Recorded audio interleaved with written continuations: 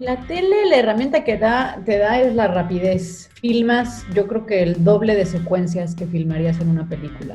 Y antes de filmar Selena, también empecé a ver muchas más series justo para entender un poco qué tanto está filmado y cómo. Era un crew muy grande, como el triple de lo que trabajé en La Búsqueda, ¿no? Por ejemplo, con un cliente como Netflix, que son enormes. Y para mí es fascinante poder estar cambiando de formato, porque aprendes muchísimo y porque justo vives el quehacer desde otro lugar mucho más vívido. En el teatro quizá es un proceso más largo, es un proceso muy catártico, es un proceso bien complejo como directora de viniendo de cine y de tele, porque también pues no hay un corte. A mí una vez una directora me dijo, es algo que casi me tatuó, porque me dijo que era una carrera de resistencia y no de velocidad.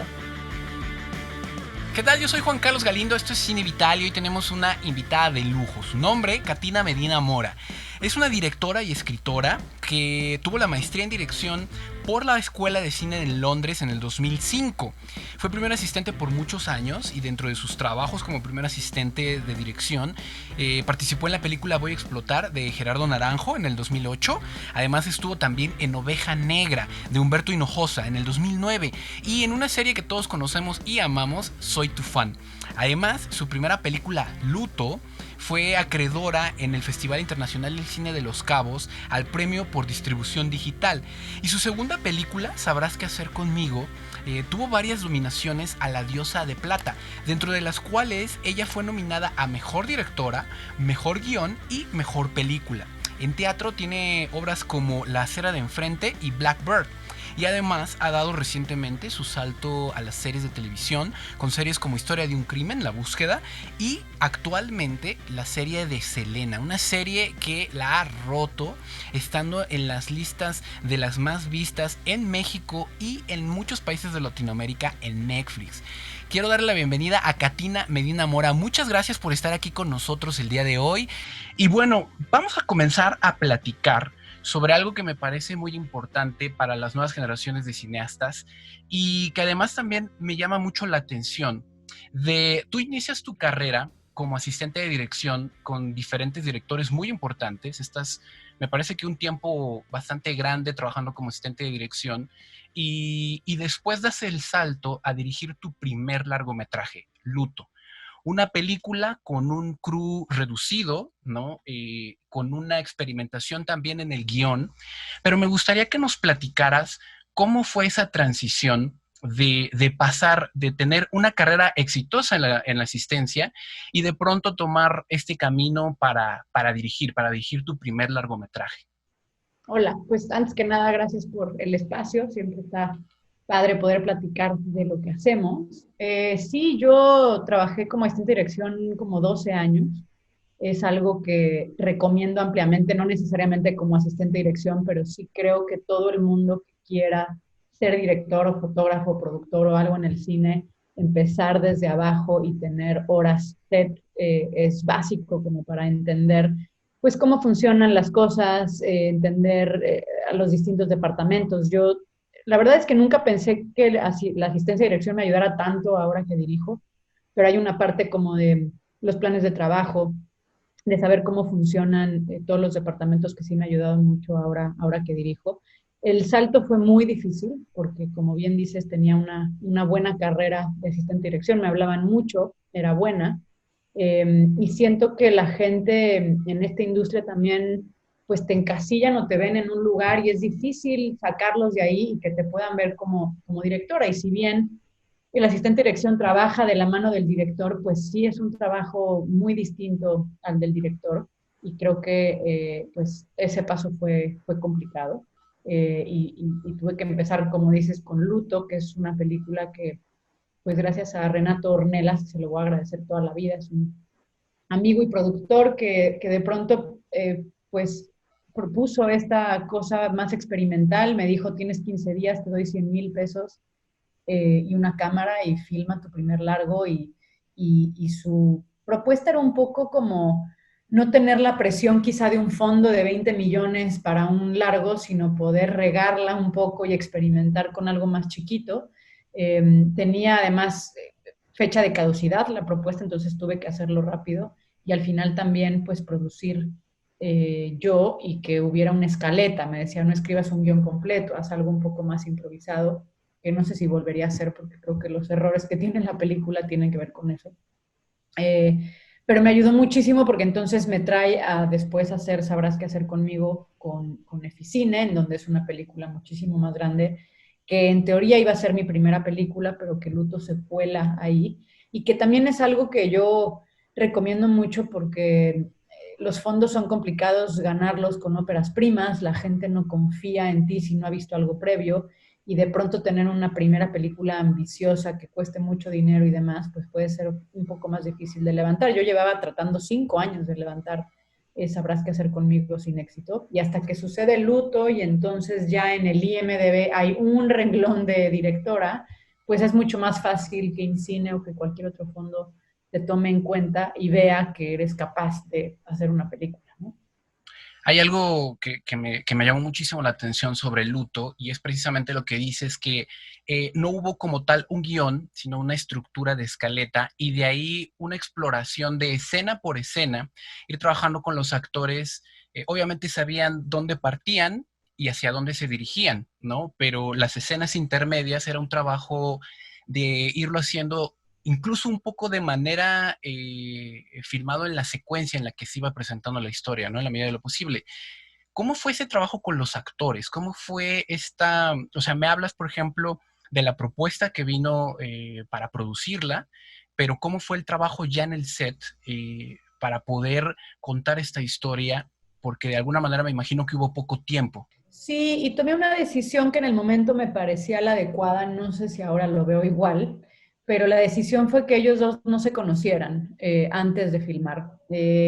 Luto trata sobre, pues, el proceso de una relación desde que se conocen dos personas hasta que terminan. Eh, y me parecía, siendo algo tan independiente, pudimos filmar cronológicamente. Entonces, eso me ayudaba a mí a ir construyendo la relación con ellos.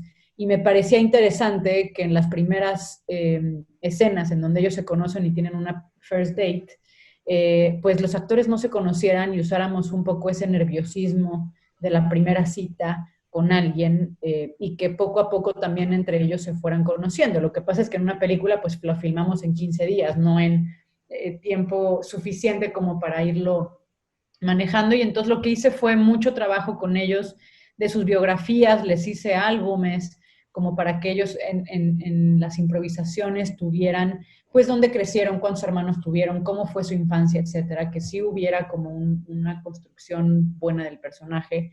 Les hice playlists también, ¿no? Había una playlist del amor y una playlist del desamor, porque así se divide la película un poco. Y había escenas en que estaban escritas, había algunos diálogos que me parecían importantes y que sabía que tenían que estar ahí. Eh, y mucha cosa improvisada también. Hay un momento donde él se va de la casa toda la noche y yo hablaba con Patricia, la actriz, y decía, ¿qué haría Luisa en esta noche mientras lo espera? Y entonces filmamos la escena de la tina, filmamos una escena de ella con un whisky angustiada. Todo eso no estaba en el guión, pero son escenas de pronto muy lindas de esa espera en la angustia donde él no llega, ¿no? Entonces, pues sí hubo mucha improvisación. Creo que justo te digo, la debilidad de la película es el guión y no lo he vuelto a hacer así, y sí creo y confío mucho en tener un guión sólido para poder filmar algo poderoso, porque siento que ahí está justo pues lo más importante de una película, ¿no? Sí, un guión a prueba de balas para poder sortear todo lo que implica una producción, ¿no? Esto te lleva, como lo comentabas, a tu segunda película, Sabrás qué hacer conmigo, que lleva una estructura totalmente diferente. Ya es un crew más grande, es un presupuesto más grande, ¿no? Obviamente está el guión trabajado previamente, pero la exploración, curiosamente, es muy similar, ¿no? La relación de cómo una pareja de alguna forma, bueno, eso es una percepción personal. De alguna manera en las dos películas veo que habla sobre cómo una pareja puede o impulsarte o hundirte más, ¿no? Dependiendo de también de un poco del momento de la relación, ¿no? que es lo que pasa mucho en luto, que precisamente es como el arco de cómo inicia la relación y cómo se va degradando y vamos viendo cómo estos personajes van perdiendo esa conexión el uno con el otro, ¿no? Y en Sabrás qué hacer conmigo, también viene un proceso similar, pero digamos que opuesto, ¿no? Es como viniendo de una relación tan complicada, de repente encontrarte a alguien en el camino puede cambiarlo todo, puede darte eso que tanto necesitas. ¿Cómo fue este, este nuevo mundo de dirigir una película de un presupuesto bajo a una película ya con un presupuesto grande con muchas personas? Pues hay una parte obviamente muy emocionante de poder tener más recursos, de poder tener más equipo que te ayuda a contar la historia mejor, que hay como una cosa más robusta, pero era chistoso porque Erwin Jaques, que es el fotógrafo de las dos películas y que es como mi partner in crime, que sin él yo no estaría donde estoy, de pronto en Sabrás, en el set, me decía, hijo, extraño un poco la parte del luto donde decidíamos tú y yo todo, ¿no? Era algo como súper íntimo, en donde si nos atorábamos éramos solo él y yo, y pues en Sabrás había muchas más voces, había todo un equipo de arte, de vestuario, etcétera, ¿no? Que pues al final era un poco más complejo, pero también pude tener pues actores muy increíbles, sets que construimos, justo por ejemplo el ataque de epilepsia de él en el baño es un set construido porque el baño de la locación era muy pequeño, y ciertas cosas que pudimos jugar mucho con eso y que se vuelve una película un poco más grande. Y no solo eso, sino que, como dices, había un guión que había una base mía que después reescriben Emma Bertrán y Samar Ibrahim, porque también eso pasa mucho en el cine, que es un poco frustrante que tú escribes un guión y te tardas 6 años en levantarlo y pues 6 años después tú ves la vida de otro modo, el guión era un poco más inocente, yo lo quería hacer más maduro, quizá mis personajes tenían mi edad cuando lo escribí, que era no sé, 30 años y yo lo dirijo a los 35 y siento que cambia la visión y también crecieron un poco los personajes, ¿no? Entonces tienes que estar también adaptando y en el mejor de los casos sigues queriendo contar esa historia. Muchas veces pasa que eso que te interesaba contar pues ya no es algo esencial en tu vida y se vuelve complicado, ¿no? Sí, luto maneja el tema, por ejemplo, de la pérdida, ¿no? De cómo ir, de cómo enfrentar una pérdida. Y es muy curioso ahorita esto que comentas sobre cómo fue cambiando. Yo no sabía, por ejemplo, que tú iniciaste, digamos, el guión 5 años previo y luego terminas filmándolo un año después, me parece que de luto, ¿no? Ujú. Que es relativamente cerca. Y bueno, sí hay una evolución ahí en el trato de los personajes. Hay una escena que a mí me... Hay una serie de escenas que me conmovieron mucho, ¿no? Una fue la del baño que comentas. Otra es todas las secuencias que trabajas con los actores, con Ilse, en donde se va construyendo la relación, en donde se van construyendo su relación. Me parece una mirada bien interesante. Tuve la oportunidad de verla con mi esposa y lo platicábamos en ese momento. Le decía, es que mira, ve, estas escenas, estos momentos de la película, están vistos con una forma muy diferente. Es una pelea muy distinta, ¿sabes? O sea, no es una pelea en donde los personajes colisionan y se avientan. Son discusiones muy normales que uno puede tener con su pareja, ¿no? Y que siempre terminan abrazadas con mucho amor. O sea, incluso vas viendo en esta evolución de cómo se complica la relación, cómo se va construyendo al mismo tiempo el amor, ¿no? Escenas muy amorosas. Creo que esto responde a una mirada muy particular que tienes sobre este tipo de temas. Pero coméntame cómo fue construir esta relación entre estos dos personajes.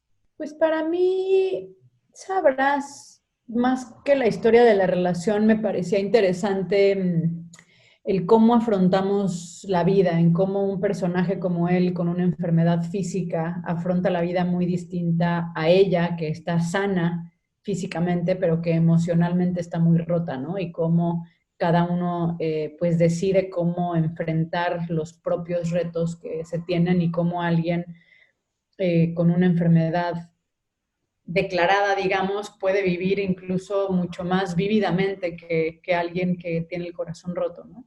Y como sí, alguien que se encuentra y que se topa en tu camino y te hace ver la vida de otro modo. Me parecía como muy inspirador. La verdad es que con ellos todo lo que la regué en luto, esta vez fue distinto, esta vez hubo ensayos antes, hicimos lecturas, jugué muchísimo con los actores, sobre todo con Rosa María Bianchi y con Ilse para construir esa relación de mamá e hija. Hicimos muchas improvisaciones de escenas que no existían en la película, pero que nos ayudaban a construir algo en el guión y que nos ayudó muchísimo para las escenas ya estando en set. Ensayé mucho con Ilse y con Pablo también, porque siento que en esos ensayos previos vas quitando como las capas de afuera de la cebolla y entonces cuando llegas al set entras al corazón y al jugo, ¿no? Y fue algo que aprendí en luto y que le agradezco justo a Renato eso, porque claro, ahora con Sabrás pues había una responsabilidad mayor, había un crew entero ahí y había más dinero de producción, etcétera. Pero sí, sí fue algo que trabajamos mucho y que pues trajimos de España a Pablo, no tuvimos tantísimo tiempo de por presupuesto con él, pero hubo una química entre ellos muy linda desde el inicio que se fue construyendo a lo largo de la película y que creo que se ve en la pantalla, ¿no? Sí, por ejemplo, ahorita mencionabas el tema de la relación con la mamá. Hay una escena fundamental en la película que es donde de alguna manera están ellas dos en el sofá hablando sobre la realidad que tienen en ese momento, ¿no? Su relación es muy complicada por una serie de cosas que vamos descubriendo a lo largo de la película, pero esa escena me parece muy interesante porque te habla de todo el trasfondo de lo que los hizo llegar a ese momento, ¿no? De lo que pasó un poco con el papá y de cómo la mamá ha reaccionado ante eso. Y hay un texto que no recuerdo exactamente cómo lo dice Ilse, pero es una cuestión en donde le dice a su mamá, eh, pues ya estamos aquí, ¿sabes? O sea, ya esto es lo que hay y lo que nos resta es ver de aquí hacia adelante cómo es cómo lo vamos a sortear, ¿no? Eh, ¿Cómo fue trabajar esa relación? ¿Cómo trabajaste la relación con las dos actrices? Que además creo que tienen tonos diferentes, pero que en estas escenas hay una sincronía muy, muy, muy particular. Sí, eso fue complejo, fíjate, porque son dos actrices que son muy distintas. Ilse es muy natural y muy relajada y Rosa María viene también de hacer más televisión y de sentir más las cosas, ¿no? O sea, es como una actriz que también esa generación era como mucho más pasional, digamos, y de pronto costaba un poco de trabajo como equilibrar esa parte. Yo pues le huía un poco al melodrama. Evidentemente estábamos haciendo un drama, pero sí le huí un poco a exagerarlo. Y al final también yo algo que hablaba mucho con Rosa María es que ella tiene ya una presencia y un gesto muy poderoso. Yo le decía, es que sin que hagas nada, solo con tu mera presencia, a mí ya me dices muchas cosas. Entonces no tenemos que hacer mucho más allá de eso, ¿no? Y era algo que se lo repetía mucho como para insistirle que no había que irnos mucho más allá de una simple mirada, porque ella con eso transmitía muchísimo, ¿no? Creo que también fue un trabajo duro de edición, en donde también juegas mucho con las tomas que usas para encontrar esa neutralidad, ¿no? No me acuerdo qué actor cuando ganó el Oscar agradeció a los editores, porque dice, el editor puede hacer que un performance, pues tú de pronto si tomas dentro de una escena pedazos de tomas distintas, puedes ver un abanico de emociones en un actor que no te daría quizá en una sola toma si le editaras así, ¿no? Entonces, sí hubo todo un trabajo previo muy bonito de improvisación, que además las dos actrices pues confiaron mucho en mí y entraron al juego, en donde les pedí tareas, ¿no? Le pedí a Rosa María que le escribiera una carta al hijo que había muerto, por ejemplo, y que se la leyera enfrente a ella, a Ilse, como Isabel, ¿no? Para entender un poco qué pasaba como con esa relación. Hicimos varias cosas improvisadas de escenas, te digo, que no existían en la película, que nos ayudó mucho a construirla y a entender un poco más a los personajes, ¿no? Quiero invitar a las personas que nos están escuchando a que puedan ver esta película, por lo cual no hablaré específicamente de qué trata la escena, pero la escena del mar que envuelve a los personajes como en esta travesía particular, me llamó mucho la atención y de hecho lo platicabas en este taller en el que nos conocimos de la MC sobre el tema sonoro. Hay un ritmo, te lo digo genuinamente, hay un ritmo que me pareció bellísimo de esa escena, porque es una escena, es como una especie de contrapunto entre lo que está pasando, que es bastante emocional, te lleva a un punto emocional muy complicado, pero, pero el ambiente sonoro te va, es muy, no sé cómo llamarlo, es muy cálido. ¿Cómo construyes esta escena? O sea, porque, digamos, desde tres puntos de vista, o sea, en el guión tú tienes una idea de qué es lo que tú quieres, pero luego viene una realidad de cómo la vas a filmar, con todas las vicisitudes que me imagino que existen en filmar en el mar, y luego ya en postproducción, cómo le das este acabado sonoro. Me gustaría que nos platicaras sobre esa, digamos que esas tres etapas de esta escena. Sí, fue todo un tema, desde que, porque eso lo escribieron las guionistas, eso no estaba en mi guión original. En mi guión original, más bien eso sucedía en su casa, no en el mar. Y cuando ellas meten este tema del buceo, que me parece hermoso y que sí son momentos muy mágicos, pues leo esta escena y digo, Dios mío, esto está increíble, pero ¿cómo, exacto, cómo vamos a filmar eso? Sí fue todo un tema porque más decidimos hacerlo en locación en Cozumel. En algún momento pensamos en un tanque, pero luego me decían, es que meter arena, tal, post, acaba siendo más caro y Cozumel pues es un lugar bastante amable para filmar, no hay demasiada corriente, el mar es caliente, etcétera. Pero los actores nunca habían buceado en su vida, entonces también tuvimos que meterlos a cursos. Yo buceé con ellos antes sin cámara como para ver las locaciones. Yo buceo desde niña, entonces era algo que sabía hacer. Y pues teníamos solo 3 inmersiones al día, solo 45 minutos, que es lo que dura el tanque, entonces teníamos que planear muy bien las tomas. Eh, en algún momento Ilse se apanicó en una y tuvieron que salir antes y entonces ya no pudieron volver a entrar y perdimos ahí una inmersión. Entonces tuvimos que decidir qué tiros faltaban para hacer esos que se pudiera contar como la historia, ¿no? Este, y toda la parte del sonido y la música, pues fue un trabajo bien largo y bien bonito con Andrés Sánchez y con Javier Umpierres, que son los dos unos cracks. Y con Andrés, él empezó a componer desde el guión. Antes de que yo empezara a filmar, empezamos ya a ver ciertos cues que fueron muy buenos porque empezamos ya la edición con ciertos cues que a mí ya me gustaban y que podíamos ir jugando con eso. Yo soy de usar poca música, me choca decirle al espectador qué sentir, me choca que esté todo sobre musicalizado, me parece que es un poco manipulador y yo más bien me recargo más en que los actores te den la emoción y dejar que el espectador pues sienta. Y si te fijas, pues toda la película es muy minimalista con la música, hay pocos cues. Pero ese del mar, sí, como que fue algo que hablamos mucho de cómo construir, como dices, algo cálido y una escena que al inicio arranca como algo muy bonito. Por fin los dos comparten este universo después de que a Isabel le da mucho miedo, que no quiere, que se rehúsa eso y cómo se va soltando en la vida y pueden, pues la primera vez es en la alberca, en donde ves cómo ella ya lo empieza a disfrutar y esta vez del mar era como una parte muy importante. Y cómo se va metiendo a lo que va sucediendo y la música también cambia hacia allá, ¿no? Pero me parecía importante justo tener estas dos cosas en la escena, no armar como un suspenso desde el inicio, sino más bien poder tener este momento de disfrute, eh, ¿no? Que después se construye pues en la parte más dramática de la película.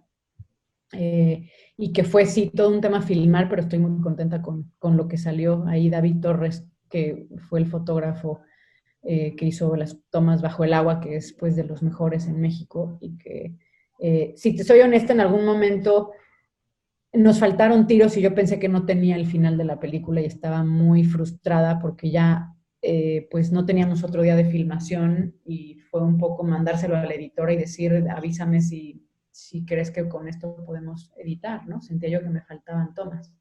Sí, el proceso fílmico es un proceso vivo, ¿no? Y siempre se dan ese tipo de cosas, ¿eh? Pero qué complicado.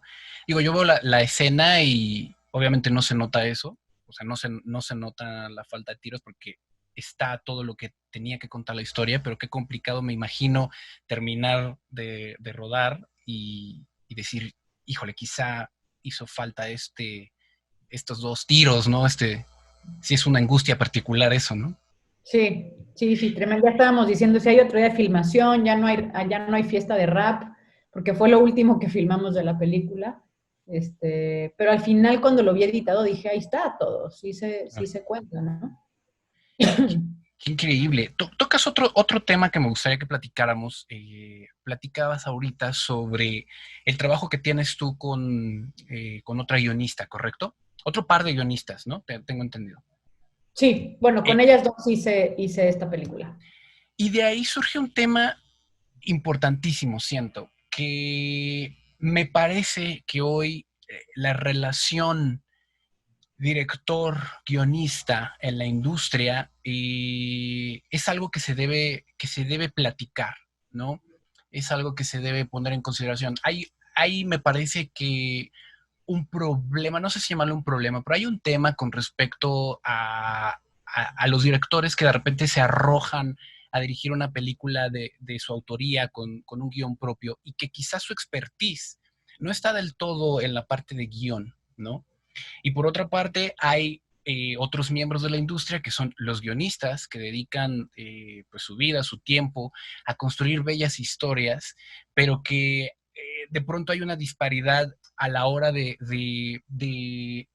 reflector o el reconocimiento, digamos, de la labor del guionista con respecto a la labor del director, ¿no? Y que además me parece fundamental para poder un poco emparejar, eh, pues, va- sobre todo cuestiones de la calidad narrativa. ¿Qué piensas acerca de esta relación? O sea, porque me llama mucho la atención que tú te acercas con estos guionistas y haces un equipo para crear los guiones. Es un tema importantísimo y que hay que hablar mucho porque sí creo que todos los directores en algún momento pues les gusta esta idea de decir escrita y dirigida por, ¿no? Porque entonces es como completa tu autoría, pero como dices, yo siento también que hay muy pocos directores o directoras que además escriban bien, muy pocas. Y siento que muchos de ellos o ellas, pues como dices, se empecinan en eso y yo he visto películas de gente donde digo, esta era una gran idea, pero no es un gran guión y acaba siendo una película que no termina de amarrar un poco por eso. Y creo que sí es importante dejar, uno, el ego a un lado en ese sentido de tener ese crédito, digamos, porque lo que yo sí entendí es que yo no era la mejor guionista, que tenía buenas ideas, que me gustaba mucho el proceso, que tengo claro de pronto qué quiero contar o qué temas me interesan, pero que a la hora de hacer equipo, como dices, con alguien que ese es su expertise, pues generas películas de universos mucho mejores, ¿no? Sabrás qué hacer conmigo. No tenía ni siquiera la estructura que tiene mi guión. Mi guión era cronológico y de pronto cuando ellas entran y cambian esto, la vuelven una película mucho más interesante. Mi primera date era en un café en lugar de una alberca en una clase de buceo, que es completamente algo que no has visto, ¿no? Y ahí es donde también me doy cuenta justo de cómo poder hacer equipo y de cómo, como dices, también tener el reconocimiento. Los guionistas de pronto no son ni siquiera invitados a la premier, no están en la conferencia de prensa, cosa que yo sí hice en Sabrás qué hacer conmigo, porque era, y chistosamente los distribuidores eran de, pero ¿por qué la guionista? Pues porque tiene que estar la guionista, porque al final una película, la gestación de una película es justo en el guión y que una película funcione tiene mucho que ver con esa historia, ¿no? Es raro que un buen guión se haga una mala película, sucede, pero es mucho más raro a la inversa, ¿no? Entonces yo sí creo que uno, además tienen que estar mejor pagados, porque siento que en la industria en México los guionistas no se les paga bien, ahora está empezando a cambiar, pero yo conocía mucha gente muy talentosa que tenía que dedicarse a otra cosa para poder ser guionista porque no les pagaban bien, no podían vivir de eso.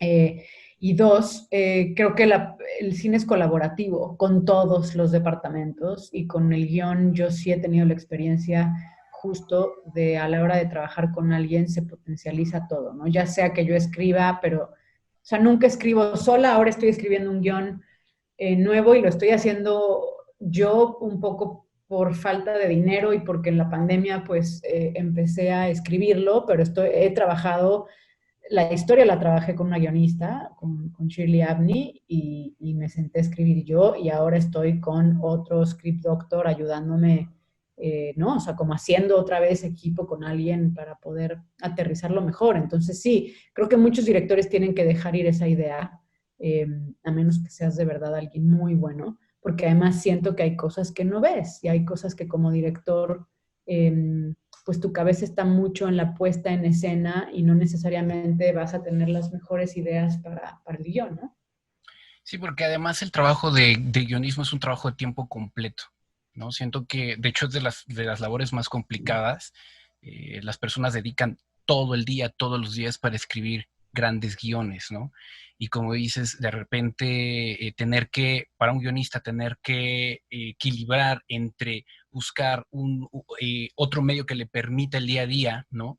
Y además escribir una buena historia, es muy complicado, pero pasa similar en la dirección. O sea, o te pones a dirigir o te pones a escribir de tiempo completo para poder tener esa... Digo, no, no es que no existan, porque sí existen personas que logran hacer estos grandes guiones y grandes direcciones, ¿no? Pero siento que como lo comentas, no es fácil, es más difícil de lo que se plantea. O sea, creo que cualquier persona que haya estado enfrente de una hoja en blanco tratando de contar estas buenas ideas que comentabas, ¿no? De repente, tengo una gran idea, pero ahora tradúcelo a una escena y tradúcelo a una estructura.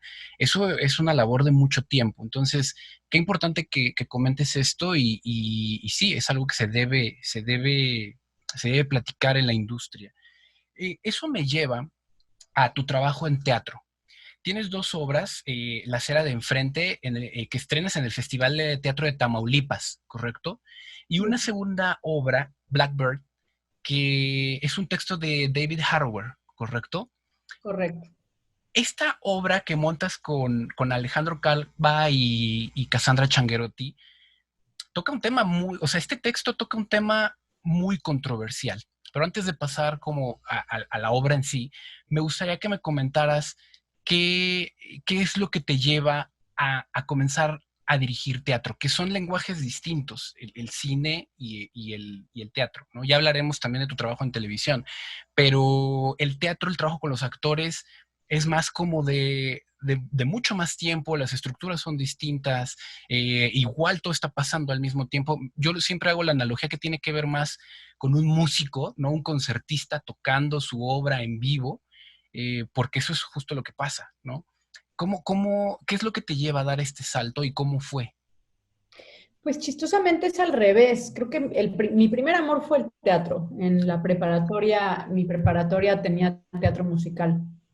Y yo chistosamente quería actuar y hice, hice la audición y pues no me quedé, soy muy mala actriz. Entonces, pero me dijeron hay lugar en escenografía y entonces dije que sí y quedé fascinada como por toda la parte detrás de bambalinas en donde generas un show que alguien está viendo y que nadie te ve a ti, ¿no? Había una parte ahí que me parecía fascinante. Y el cine también era otra de mis pasiones. Yo me compraba los abonos de la muestra en la UNAM y me iba diario a ver una película distinta y demás. Eh, y, y a la hora de estudiar, como que no había una carrera de teatro, ¿no? Pero sí había una carrera de cine y entonces decido estudiar cine con la promesa de que volvería al teatro en algún momento. Y chistosamente, mientras yo trataba de hacer luto, me invita Juan Pablo Castañeda, que es a otra persona que le agradeceré muchas cosas. Más bien, Juan Pablo Castañeda es un actor que yo conocía por la industria y que un día me invita a una obra de teatro que él había montado con otro amigo y los fui a ver y les pregunté que quién los estaba dirigiendo y me dijo, pues nosotros, ¿no? Entonces yo le dije, pues yo quiero dirigir, los dirijo gratis. Pues va a ser mejor para ustedes no estar autodirigiéndose y para mí es una buena experiencia. Y entonces me tomó la palabra y un día me invita, me dice, tengo unos textos de Tennessee Williams, tengo un teatro, tengo a los actores, ¿le entras o no? Y esto fue antes del luto. Y le dije que sí. Y fue una experiencia hermosa con Joana Murillo y con él y con Marta Claudia Moreno pues unas obras cortas de Tennessee Williams y la hicimos en el Foro Luces de Bohemia, que es un teatro chiquitito en la Roma, con muebles de amigos, pusimos dinero nosotros, pues, ¿no? O sea, fueron solo 4 funciones, fue como un experimento muy indie, pero a mí me voló la cabeza justo lo que dices, la parte de trabajar con actores, y me ayudó muchísimo y aprendí muchísimo justo para el luto. Porque me dio más bien confianza. Siento que dirigir tiene mucho que ver con la confianza que tienes en ti mismo de hacer las cosas o de sentir que las notas que das funcionan con los actores y que puedes ir encontrando los performances que quieres de ellos. Y luego viene el luto y después de eso viene la acera enfrente, que fue más bien un trabajo por encargo, digamos. Maya Zapata la invitan a hacer esta obra, una obra sobre mujeres, en donde entonces invitamos a Samar Ibrahim a escribir, me invitan a mí a dirigir, y hacemos esta obra que acaba estando en la Sala Chopin en una corta temporada. Y luego pasaron varios años sin hacer teatro. Yo estaba buscando como el texto correcto. Hay una parte a mí que me gusta mucho. Yo lo que más disfruto es dirigir actores en cine, en teatro, en televisión. Y en el cine sí hay una parte que te quita mucho tiempo y mucho esfuerzo y mucha parte del cerebro, que es la puesta en cámara. ¿Dónde va la cámara? ¿Cómo vas a contar esta historia? ¿Hay un dolly o no? ¿Qué lente vas a usar? Etcétera. Y en el teatro eso se quita y hay un enfoque entero en los actores, ¿no? Y sí en el trazo, pero el trazo tiene que ver solo con los actores, no dónde está la cámara, sino solo con ellos. Como dices, hay un trabajo de mesa muy largo que es hermoso y que yo es lo que más disfruto porque diseccionas absolutamente todo de los personajes, tienes tiempo de ensayar, de probar cosas, de tal, que ojalá tuviéramos más tiempo de pronto en el cine para hacerlo así. Y que a mí pues es un trabajo para el alma porque paga muy mal, debería de pagar mejor, la verdad, pero es un trabajo que, que chistosamente, como que ahora haciendo televisión, viniendo del teatro, sí me di cuenta de las cosas que me suman, porque como dices, son monstruos distintos, pero al final yo, por ejemplo, en Selena, en la serie, de pronto empecé a darme cuenta que estaba moviendo mucho más a los actores, que estaba generando un trazo con los actores que ellos mismos también, pues no sé, de pronto había escenas que estaban escritas de están sentados en una mesa y yo decía, no, párense y arrancamos parados y te mueves para acá y entonces te sientas y entonces la escena tiene un poco más de movimiento.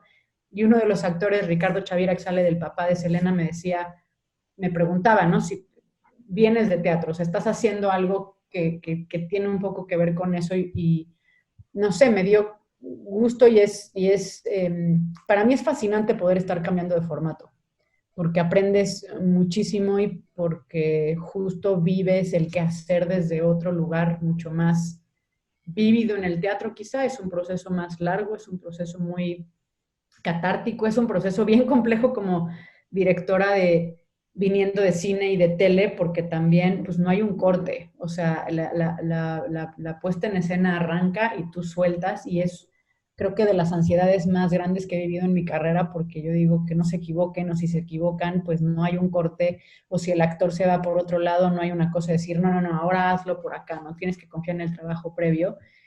Y eso a mí es de lo más difícil de hacer teatro, creo, ¿no? Como soltar esa parte y que pues es algo vivo y que cada noche suceden cosas distintas, ¿no? Wow, o sea, qué increíble ahorita que comentas precisamente esta multidimensión que has tomado en tu carrera de pasar de un formato de cine a teatro, mezclados, ¿no? O sea, cine, teatro, cine, televisión ahora. eh, Hablas de que te ha dado herramientas para el trabajo con los actores. Creo que hay pocos directores y directoras que le presten la atención debida a la dirección de los actores. Sobre todo en cine, ¿no? Bueno, en teatro no se podría, pero creo que sí hay de pronto, no sé cómo decirlo, un abandono, porque la carrera de cine es tan técnica también, es un arte que además es técnica, que creo que es muy fácil perderse en el abismo de lo que te consume eso, ¿no? Pero ahorita que comentas estas herramientas que te ha dado para ir brincando de uno a otro formato me parece increíble. Yo creo que todos los directores y directoras deberían pasar entre esos formatos. Creo que principalmente por el teatro, ¿no? Porque como dices, hay esta sensación de inmediatez, de que no hay vuelta atrás, de no hay edición, no hay algo que es ese momento, es un momento que está ocurriendo ahí en ese instante. Entonces, qué increíble que hayas podido marcar tu carrera en estos tres terrenos distintos.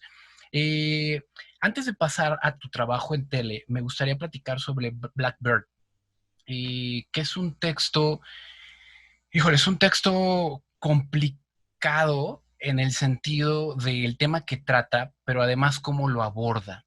Y lo que me gustaría que platicáramos este es un tema que habla sobre el abuso infantil de alguna forma, pero visto desde otra óptica, desde la óptica de la compasión, diría yo, un poco por ambas partes, ¿no? Es muy humano, o sea, es un tema muy fuerte, pero no juzga ninguna de las posiciones. Eh, ¿Cómo es que llegas a este texto? ¿Cómo es que llegas a este texto y qué enseñanzas te dejó presentar o poner esta obra de teatro?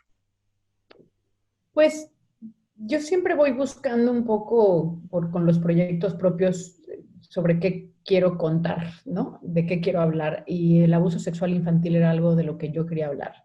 Iba a ser una película, en principio, estaba yo queriendo escribir una película.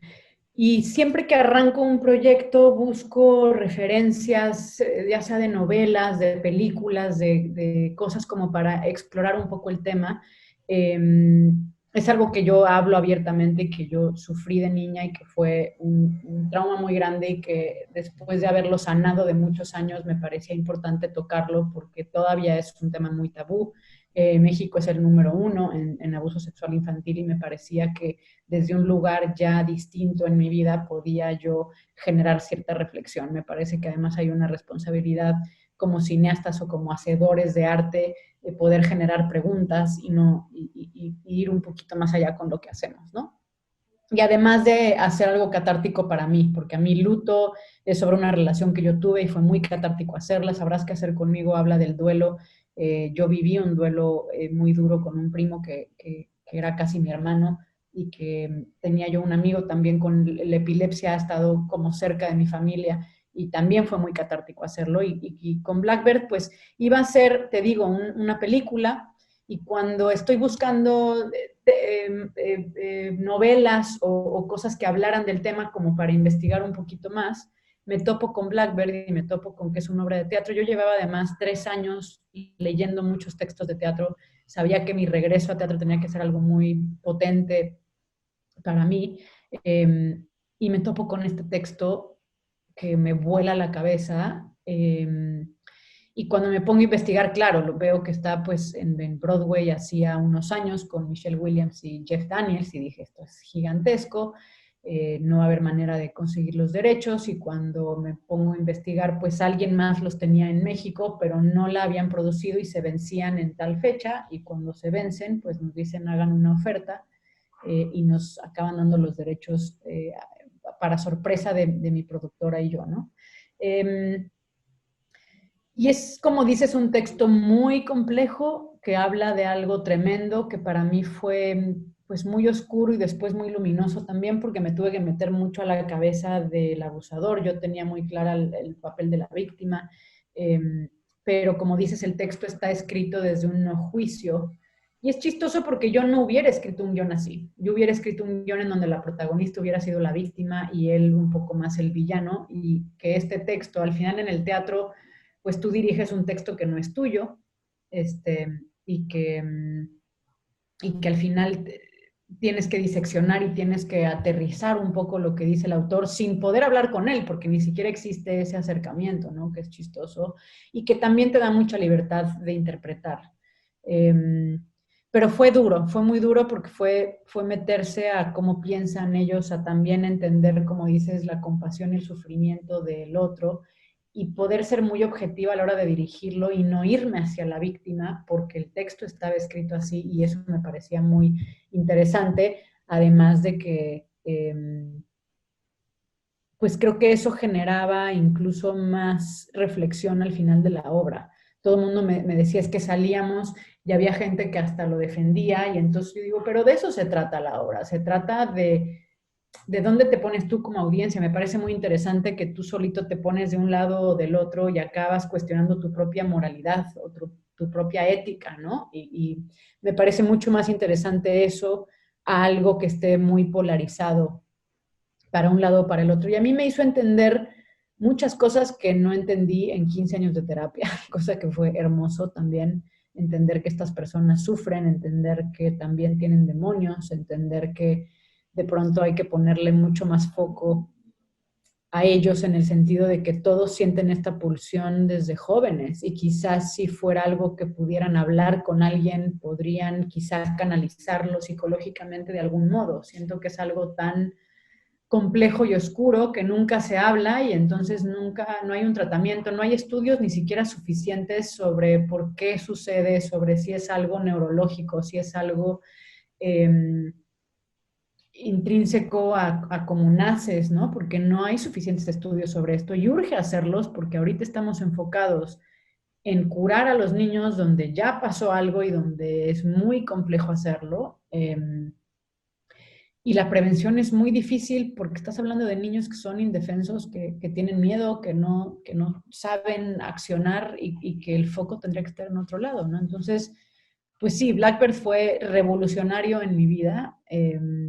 También fue hermoso ver la respuesta de mucha gente, de muchas mujeres que nos escribían mensajes a Cassandra y a mí sobre el tema de decir, acabo de entender y aceptar que fui abusada, o acabo de entender que tengo que ir a terapia. ¿No? Había una parte como muy bonita de lo que la obra despertaba, que pues para mí es la magia de hacer lo que hacemos, ¿no? Y de hablar pues, de temas que mueven y que pueden ayudar e inspirar a alguien. Qué valentía. O sea, me has conmovido mucho con esto que me comentas. Qué valentía de tu parte tocar este tema de la forma en la que lo hiciste. Y gracias por compartirlo. Creo que el... Ay, te dejé de escuchar. Sí, ahí, perdón, me fui. No sé en qué parte me fui, pero bueno, te decía que muchas gracias por esa valentía de compartir eso que me compartes y de a través de tu arte poner luz sobre un tema tan complejo que requiere ser hablado, que además es tabú, ¿no? Yo creo que, bueno, yo no coincido, se me hace en la escala de valores lo peor que existe en el mundo, ¿no? Este tipo de cosas, pero existen. Y si como artistas no ponemos foco sobre eso, creo que, o sea, creo que justo eso, o sea, qué valentía de hacerlo de esa forma y estoy, eso, conmovido. Me dejaste sin palabras, me dejaste sin palabras. Pero muchas gracias, o sea, muchas gracias porque creo que además en tu trabajo artístico está eso. O sea, es muy genuino. Se nota eso, se nota esa exploración interna. O sea, creo que existe en el trabajo del director una mala percepción a veces de utilizar el cine como para darle luz a ciertas situaciones y poner en el reflector al director, ¿no? Creo que ese es un gran problema. Creo que en el caso de las obras que tú trabajas, pones el reflector en los temas, ¿no? En los temas que te están moviendo en ese momento. Y eso hace muy único tu trabajo. O sea, te lo digo en serio. Me ha conmovido mucho, me hace mucho sentido también la forma en la que has ido construyendo tu carrera como directora. Voy a pasar al siguiente tema, que es tu trabajo en televisión.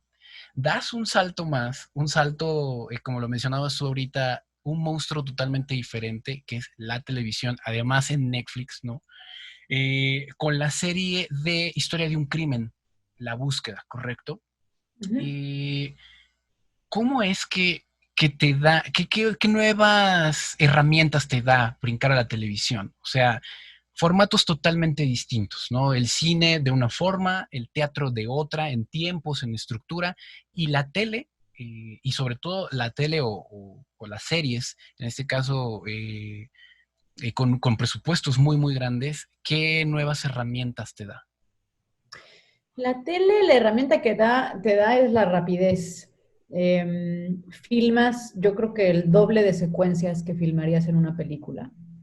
Y eso lo que hace es que te hace, pues, trabajar la cabeza distinto en el sentido de cómo contar las escenas de una manera más rápida y ágil, pero que siga siendo interesante.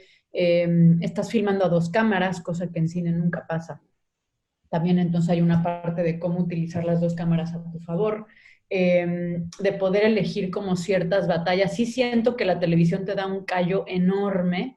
O sea, yo ahora checaba el plan de trabajo para mi nueva película y decía, le podemos quitar una semana, ¿no? O sea, la siento como súper holgada y con tiempo y demás, que desgraciadamente sí el trabajo sufre, porque llega un momento donde si tú tuvieras tiempo como para hacer las cosas como quieres, pues todas tus escenas tendrían algo interesante y algo bonito.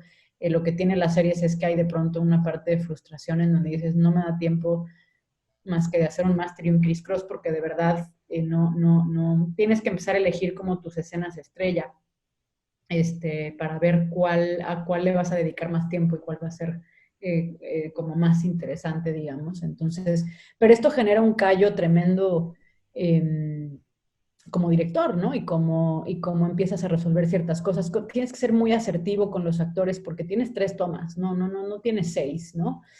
Como en el cine, que quizá de pronto tienes mucho más tiempo, no que tengas más tomas, pero quizá más tiempo de ensayos, digamos, ¿no? Aquí casi que en televisión es de, bueno, pues son ensayos grabados, por si sale bien ya lo tienes, y te tienes que volver muy asertivo porque las instrucciones o las direcciones que das pues tienen que ser muy claras y muy concisas para poder lograr el trabajo en menos tiempo, ¿no?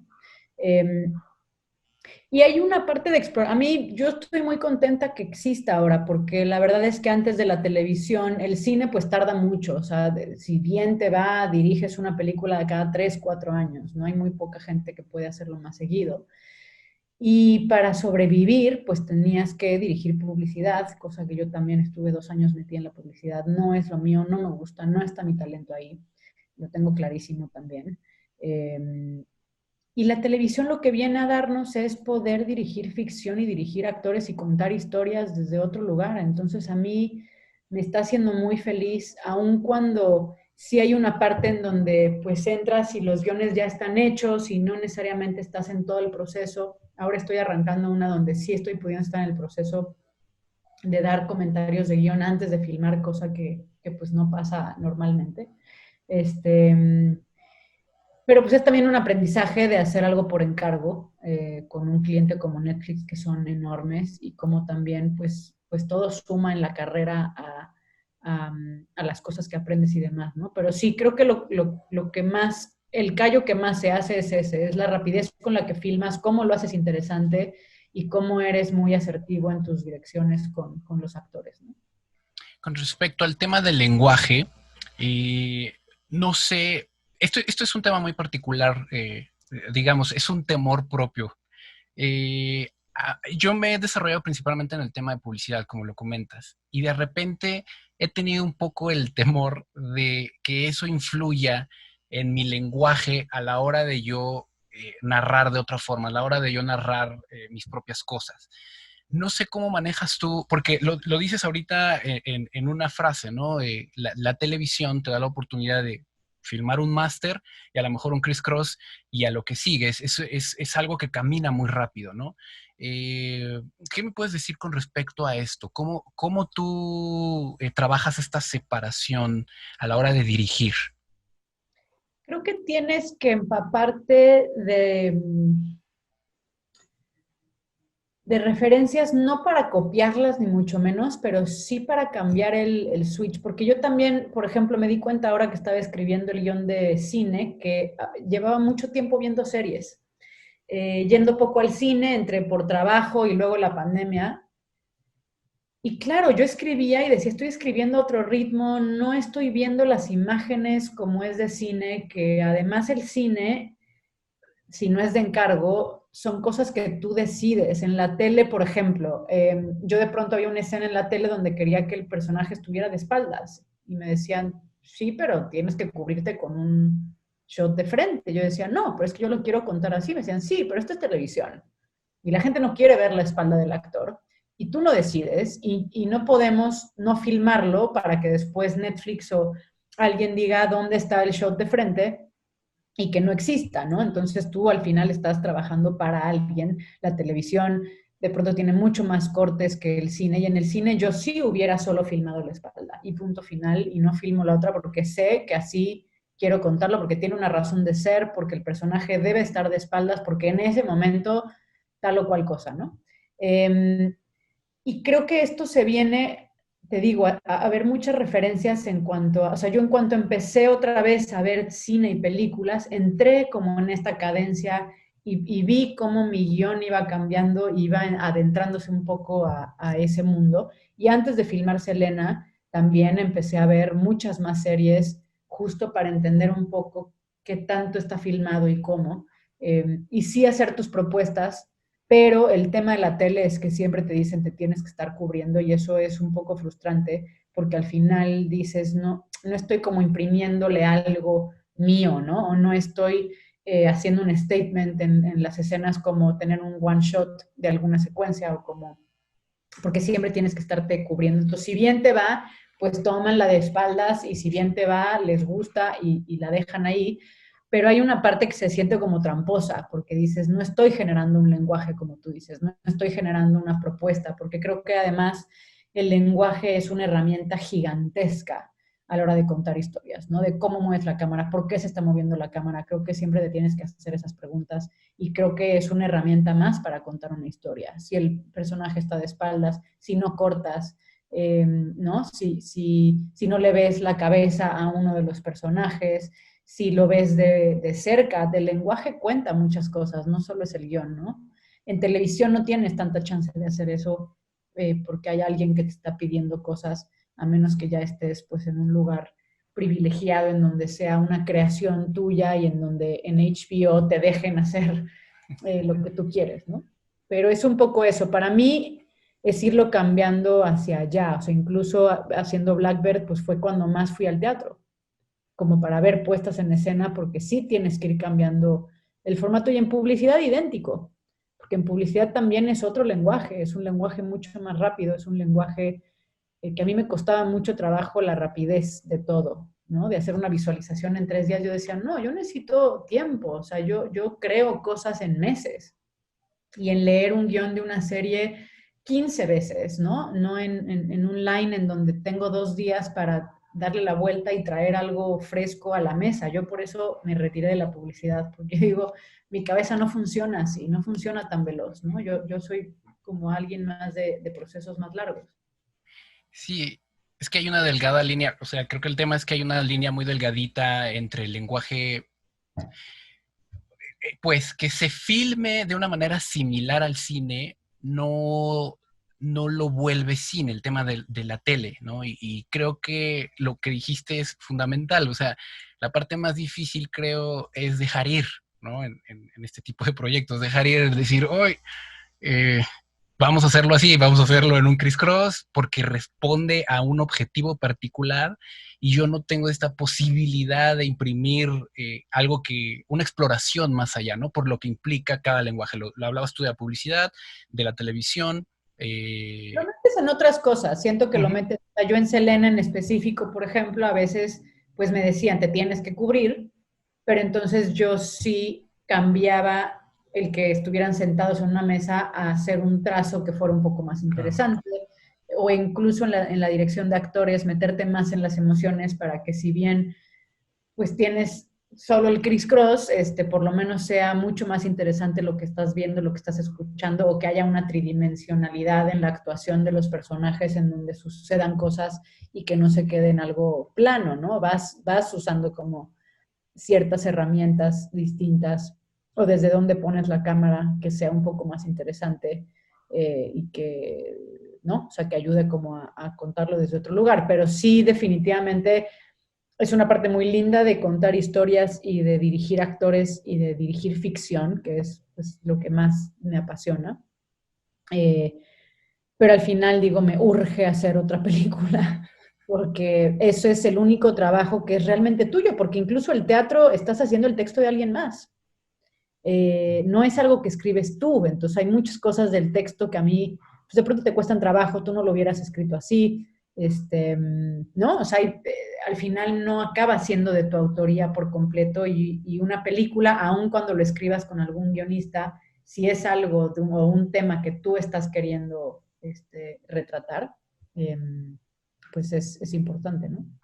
Un poco para ir cerrando, me gustaría que platicáramos de Selena, la serie, que no obstante ha estado en el top 10 de la serie, de los streamings más vistos en México y en varios países de Latinoamérica, ¿no? Eso es una serie muy exitosa que habla de un personaje muy querido en Latinoamérica y que me parece que parte fundamental del éxito de la serie es la mirada, ¿no? Es la mirada que tiene la serie. ¿Cómo llega este proyecto? ¿Cómo llega este proyecto a ti? Pues llega ya avanzado, ya estaban los guiones, ya estaba Hiro Kamata como la directora principal y la que haría el piloto, y a mí me llega pues por ofrecimiento de Campanario de la productora para dirigir. En principio solo iba a dirigir 3 capítulos de la primera temporada, que son los últimos 3, y estando allá me invitan a volver a la segunda temporada, que ya la filmamos, que regresé a dirigir 2. Este, y pues un proyecto increíble. Yo soy fan de Selena, fui fan de Selena de adolescente, me acuerdo de su muerte, me acuerdo de lo que me dolió de haber escuchado su disco en inglés. Entonces, de saberme todas las canciones, había una parte muy linda de eso, era un reto grande, era un crew muy grande, como el triple de lo que trabajé en La Búsqueda, ¿no? Por ejemplo, era dirigir en inglés, porque todos los actores son gringos, que eso también fue un reto enorme. Y toda la parte musical y de conciertos que yo jamás había hecho, ¿no? Y además, pues retratar la vida de un ícono como ella, en donde tuvimos que hacer side by side de un chorro de cosas, ¿no? En donde teníamos el video original con la actriz y tratando como de machar todo eso, pues siempre es complicado. Eh, pero fue una gran experiencia también estar en un set de televisión, pero con más recursos, había más equipo, había, ¿no? Ciertas cosas que podíamos tener y que sí fue un paso como extra. Y que para mí la búsqueda fue el aprendizaje de esa rapidez y de, pues, muchas cosas que de pronto te tardabas un poco más y decías, no, es que tengo que ser más ágil en esto y cómo aprendo para hacerlo así, y que en Selena pude pues experimentarlo de otra manera. Y también era una serie muy amable en el sentido de que filmábamos casi todo en los estudios ahí de Rosarito, entonces era todo como de pronto más contenido y no en el caos de la Ciudad de México, moviéndote de locación, company moves con tráfico, etcétera, ¿no? O sea, eso también ayudó. Pero pues muy contenta con esa serie que además yo no lo había visto tan así porque ahora trabajando con estos actores latinos que viven en Estados Unidos, pues te das cuenta de la problemática que hay, del poco contenido que hay latino en las plataformas, del poco contenido que hay latino inspirador en las plataformas, porque la mayoría son historias pues más de violencia o de frontera o de pobreza, etcétera.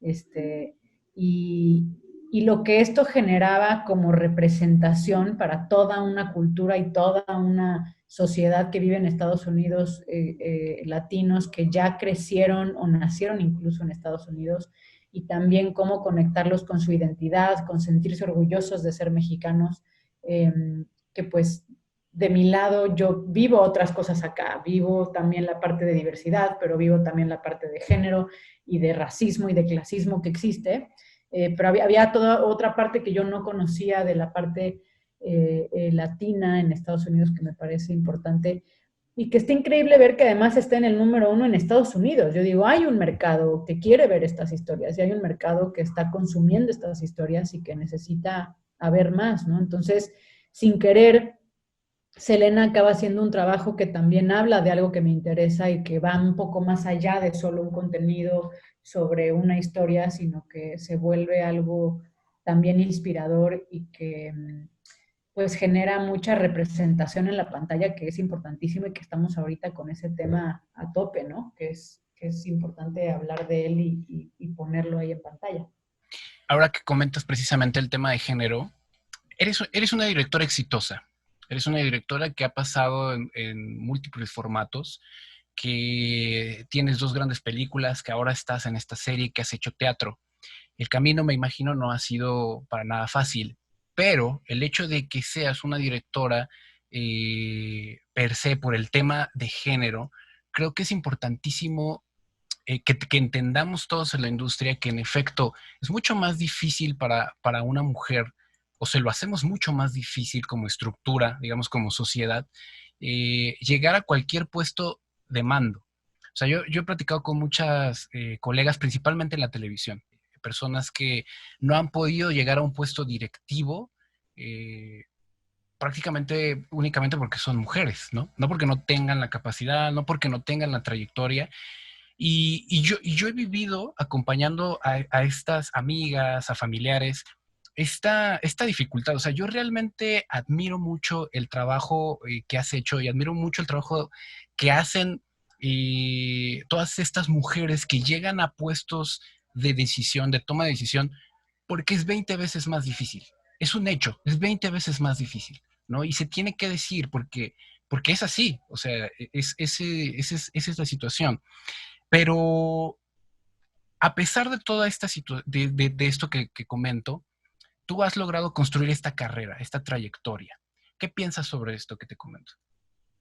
Sí, definitivamente creo que hay menos oportunidades, creo que se le dan más oportunidades a chavitos, talentos, hombres, para hacer ciertas cosas que a mujeres. Siento que hay una duda intrínseca y primaria de que una mujer quizá no va a ser capaz de hacerlo y hay mucho más duda de que lo haga bien, ¿no? Entonces, ahora, yo tuve mucha suerte también que ciertos productores creyeron en mí o que vieron algo que decían, bueno, podemos apoyarla, ¿no? Renato Ornelas, Gerardo Gatica, Alberto Muffelman, que son los productores de mis 2 películas. Pero que me costó mucho trabajo llegar ahí, o sea, fue pues gente que me conoció asistiendo, que son muchos proyectos que tienes que levantar tú. Blackbird lo levanté yo con mi productora, yo pagué los derechos de esa obra y fue algo que montamos y que conseguimos y que, en fin, creo que empieza a haber más foco hacia mujeres, cosa que me da muchísimo gusto, pero aún así siempre hay como una barrera extra, ¿no? Como de ahora que tengo que proponer directoras para la serie en donde estoy, es como, bueno, pero no ha hecho televisión. Y yo, bueno, pero yo no había hecho televisión hace un año. Y mira dónde estoy. Y se puede porque eres cineasta, porque te adaptas, porque sabes contar historias. Son mujeres que tienen 2 o 3 largometrajes ya, ¿no? Y siento que esas oportunidades sí se le dan a muchos más hombres, solo porque pues hay una confianza, como te digo, intrínseca en que lo pueden hacer mejor, ¿no?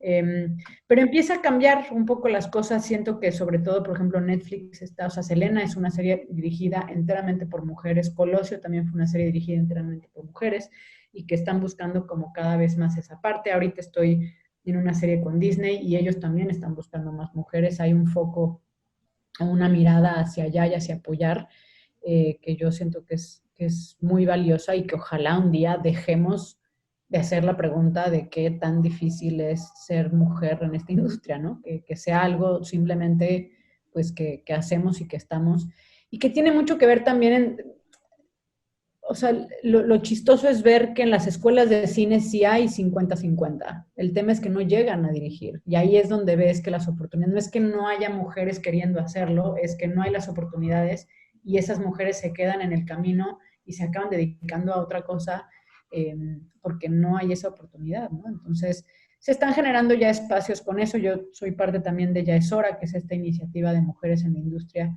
que estamos trabajando por erradicar la violencia en la industria, generando protocolos contra acoso y hostigamiento, y que estamos también empezando a generar o tratar de generar ciertos proyectos con mujeres para escuchar otras voces, para descentralizar también y que no sea solo de aquí. Se necesitan trabajos de mujeres indígenas, de mujeres de otros estados y de otras periferias en donde se cuenten las historias en primera persona, ¿no? Porque llevamos escuchando nuestras historias contadas por alguien más todos estos años, en donde además en la mayoría de las películas los personajes femeninos solo reaccionan y solo son parte de la película porque son parte de la mirada masculina y que pues no hay como ver historias que sean contadas en primera persona y ver personajes con los que nosotros nos identificamos. Siempre decimos, pues es que yo me identificaba, yo quería ser el padrino, me explico, no quería ser la esposa que está ahí cuidando a los niños y demás, o sea, quiere ser el héroe, quiere ser, ¿no? Y entonces cada vez más está increíble poder ver personajes en la pantalla donde digo yo me parezco a eso y me identifico con eso, ¿no?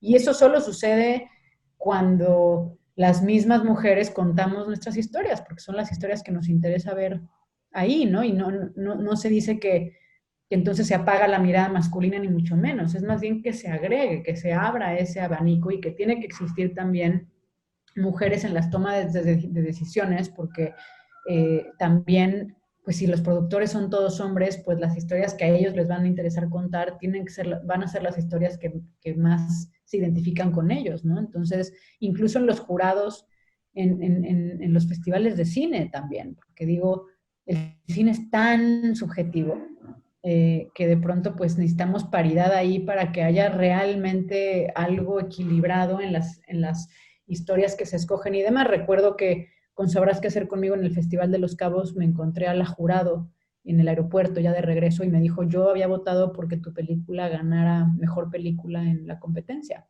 pero los otros dos jurados eran dos hombres y escogieron la película de otro hombre. Y ahí es donde lo ves, en donde dices, claro, o sea, ella se identificó mucho más con mi película que con la de este otro cuate, pero como eran dos contra uno, pues se vota y se gana, ¿no? Entonces, entre más paridad tengamos justo en las tomas de decisiones, en los festivales y con los directores, guionistas, actrices, etcétera, pues va a ser mucho más fácil que empecemos a tener esta paridad y que sea algo equilibrado. O sea, no puede ser que en el Festival de Morelia, que es nuestro festival más importante hace 2 años, no hay una película dirigida por una mujer, una de 8. Y entiendo que somos el 20% de mujeres dirigiendo y que no hay un ingreso de películas tan grande, pero no puede ser que no exista una que valga la pena y que esté a la altura de estar en una competencia así, ¿no? Claro, pluralidad de voces. Me gustó mucho esa frase que dices, pluralidad de voces. Fíjate que, bueno, te voy a comentar son 5 películas no recientes, pero que he ido viendo a lo largo de poco tiempo, que me hacen remarcar esto que tú dices. La Ciénaga de Lucrecia Martel, esa la vi sí, cuando estaba en mi formación, digamos, como cineasta y me transformó. O sea, en la actualidad pienso que es una película que todo el mundo debería ver. Los adioses de Natalia Beristain, ¿no? Asfixia de Kenia Márquez, ¿no? Que también tiene o sea, ambas tienen unas miradas. Los adioses, por ejemplo, que trata el tema de esta escritora, ¿no? De una mirada muy, muy particular. Asfixia, que toca el tema de una mamá que está buscando a su hija porque se encontró por ahí con algún sujeto que no solo la metió en problemas, ¿no? Y recientemente vi Vida Privada de Tamara Jenkins, también una directora, que si no mal recuerdo estuvo en Sundance la película. Te hablo de estas, Sabrás qué hacer conmigo, ¿no? Que es tu película. Y te hablo de estas películas porque tienen otra mirada. O sea, sí es una forma diferente de contar la historia. Y a mí me ha causado mucha emoción ver estas películas. O sea, emoción, digamos, de la parte emocional, ¿no? Y por eso para mí era muy importante iniciar con una directora en estas charlas, porque creo que hacen falta esas otras voces. Y no, como lo comentas tú, no para... no por un tema de competencia o que si más o menos, sino por un tema de que en verdad el cine requiere otras voces. Desafortunadamente por la estructura tan costosa de hacer cine, creo que de repente es difícil tener toda la pluralidad que necesitaríamos. Hablabas tú, por ejemplo, de qué interesante sería ver una película de una directora en Oaxaca, por ejemplo, ¿no? Que hable desde su perspectiva, que seguramente tendrá una visión que nos llenaría de un universo que no conocemos, porque el universo cinematográfico que nos ha llegado pues solo proviene de una cierta mirada, ¿no? Entonces, creo que sí es fundamental este tema de abrir los espacios, que otros tengan la voz en el cine y de podernos dar el gusto de ver estas otras ópticas, ¿no? De sentir este otro cine. Para cerrar, Katina, y agradeciéndote enormemente la charla, me gustaría que le dieras un consejo a todas estas personas que están allá afuera. Y esta vez quiero que lo enfoques principalmente en esta niña, en esta joven que tiene este deseo de ser cineasta y que puede ver en ti este éxito que quizás ella está buscando, decir, ah, mira, yo quiero ir para allá, ¿no? Yo quiero ir para allá, yo quiero ser directora como ella, yo quiero dirigir esto, quiero hacer esto. ¿Qué consejo le darías a esta generación que su sueño es ser directora, que su sueño es estar en la industria? Directores y directoras, obviamente, pero principalmente a las mujeres que pueden soñar en ser directoras. Pues yo diría ser muy necia. Em, Como no tirar la toalla en ese sentido. Siento que hay muchos momentos en la carrera donde te sientes muy insegura, donde sientes que ya fue, donde te cierran las puertas, te rechazan de concursos, te rechazan productores, etcétera. Pero hay como una tenacidad y una necedad de decir esto es lo que quiero y de luchar por ello, tener mucha paciencia. A mí una vez una directora me dijo, es algo que casi me tatuó, porque me dijo que era una carrera de resistencia y no de velocidad.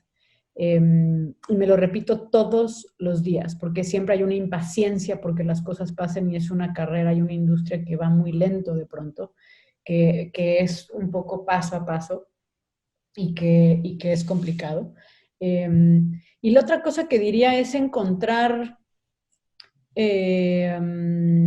complicidades con colegas, porque siento que es también una carrera bien solitaria a veces, en el sentido en el que estás tratando de levantar tu propio proyecto, pero es una industria muy colaborativa. Entonces, por ejemplo, yo tener a Erwin Jaques, que era un fotógrafo con el que estudié en la universidad, cuando surgió lo de luto, tenerlo al lado y decir, échate esta película conmigo y que los dos nos pusiéramos a ver cine y que el día que yo estaba como deprimida, él llegaba y me decía, no, a ver, nos ponemos a trabajar, ¿cómo hacemos esto?, etcétera. Siempre ayuda a tener a alguien que o que te inspire o que quiera hacer algo contigo, o que se siente escribir contigo, tener deadlines con alguien o estar trabajando algo con alguien siempre ayuda, porque luego también este mundo del freelance y de hacerlo solo, de pronto tener el rigor cuesta trabajo. Yo diría esas tres cosas, ¿no? La paciencia, la necedad y la colaboración con alguien me parecen esenciales para poder empezar con la carrera. Y pues sí, o sea, tratar de hacer un primer trabajo propio. Creo que así tiene que ser un poco en el sentido de algo más independiente y chiquito que te va dando. O sea, aquí necesitas demostrar y eso desgraciadamente así es en todos lados. Hay que demostrar que puedes hacerlo, hay que demostrar. Entonces, si arrancas con un corto, con lo que sea, creo que hoy además hay mucho más elementos que pueden utilizar. Yo cuando arranqué, pues era en cine, necesitaba film, necesitaba el negativo, necesitaba una cámara que solo se rentaba, no teníamos iPhones en donde podíamos de pronto ya pues hacer una película con eso, con luces, etcétera, era algo mucho más complicado y creo que hoy hay mucho más herramientas para poder iniciar y hacer cosas que sean interesantes para ir demostrando tu ojo y lo que puedes hacer. Y es un poco eso, ¿no? Como, y también meterse a trabajar, a filmar, de PA, de lo que sea. Yo trabajé gratis varios años de mi vida como para entender cómo funcionaba y es una industria en donde si eres buena trabajadora o buen trabajador, vas creciendo un poco y vas subiendo en la pirámide que es el cine y que eso te da contactos. O sea, yo pude hacer luto sin dinero por toda la gente que me conoció asistiendo, que me tenía cariño y que creyó en mi proyecto, pero eso solo se dio después de que trabajé muchos años en la industria, ¿no? Muchísimas gracias, Katina, por estar aquí con nosotros, por compartir tus historias, tu experiencia. Ha sido una charla en verdad muy, muy, muy enriquecedora. Te agradezco mucho por tu tiempo. Y pues nada, este ha sido el espacio de Cine Vital. voy a cerrar pues invitándolos a todos a que vean en las redes sociales de Catina Medina Mora, de sus nuevos proyectos y que nos sigan acompañando aquí en Cine Vital en más charlas con cineastas que sin duda nos dejarán muchas lecciones como el día de hoy. Muchas gracias, esto fue Cine Vital y nos vemos en el siguiente video.